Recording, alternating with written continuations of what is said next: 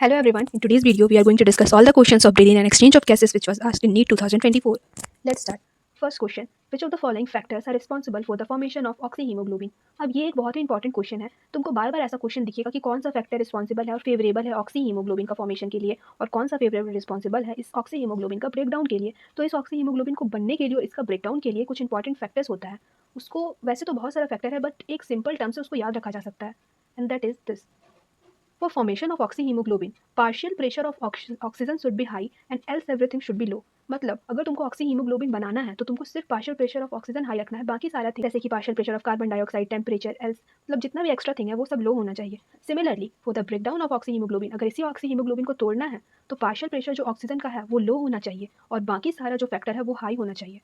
In simple, अगर oxyhaemoglobin तुमको बनाना है तो PO2 हाई होना चाहिए, बाकी सारा चीज़ लो होना चाहिए. और अगर ऑक्सीहीमोग्लोबिन तुमको ब्रेक करना है तो वही partial pressure of oxygen low होना चाहिए, बाकी सारा अदर थिंग्स हाई होना चाहिए.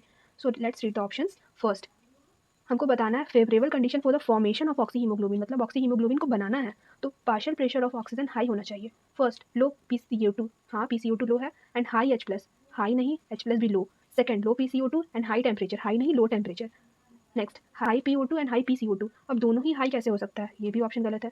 Fourth, high PO2 and lesser H+, तो ये बिल्कुल ही सही है. ऑक्सीहीमोग्लोबिन का फॉर्मेशन करना है तो पार्शियल प्रेशर ऑफ ऑक्सीजन तो हाई है, बाकी सारा थिंग्स जैसे कि partial pressure of carbon dioxide, H+ concentration और टेम्परेचर सब कुछ लो होना चाहिए.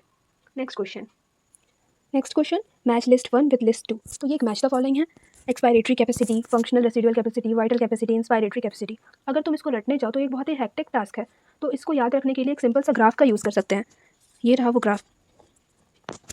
इसको बनाने के लिए तुमको सिंपली पहले 5 लाइन बना लो, उसके बाद एक ऐसा कर्व बनाओ, एक बार नॉर्मल, एक बार वो कर्व ऊपर जाता हुआ और एक बार नीचे आता हुआ.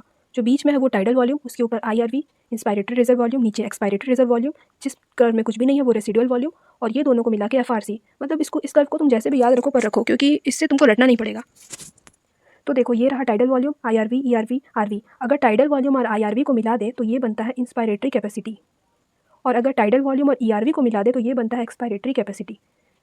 तो यहाँ पे देखो एक्सपायरेटरी कैपेसिटी क्या होता है, टाइडल वॉल्यूम प्लस ERV, मतलब नॉर्मल जितना एयर को बाहर एक्सहेल किया जा सकता है उसके अलावा फोर्सफुली कितना एयर को एक्सहेल किया जा सकता है, that is tidal volume plus ERV. तो इसको बोलते हैं एक्सपायरेटरी कैपेसिटी. तो फर्स्ट का ऑप्शन हो जाएगा second, tidal volume plus ERV is expiratory capacity. तो फर्स्ट का सेकंड देखो कहाँ पे है, ये ऑप्शन नहीं हो सकता, ये ऑप्शन नहीं हो सकता, तो या तो ये है या तो ये है. Second, functional residual capacity. तो देखो फंक्शनल रेसिडुअल कैपेसिटी क्या होता है, ERV प्लस RV. तो ERV plus RV. Option B का फोर्थ बस यहीं पे दिख रहा है. This is the correct answer. तो जैसा कि मैंने पहले भी बताया था, मैच द फॉलोइंग वाले क्वेश्चंस को अगर तुमको चारों में से कोई एक या दो भी आ रहा है तो तुम इजीली आंसर तक पहुंच सकते हो. वाइटल कैपेसिटी क्या होता है, tidal volume plus IRV plus ERV. ये कर्व यहाँ से यहाँ तक है, so tidal volume plus IRV plus ERV, C का 1. लास्ट, इंस्पायरेटरी कैपेसिटी होता है टाइडल वॉल्यूम प्लस IRV, तो डी का third, tidal volume plus IRV, D का थर्ड.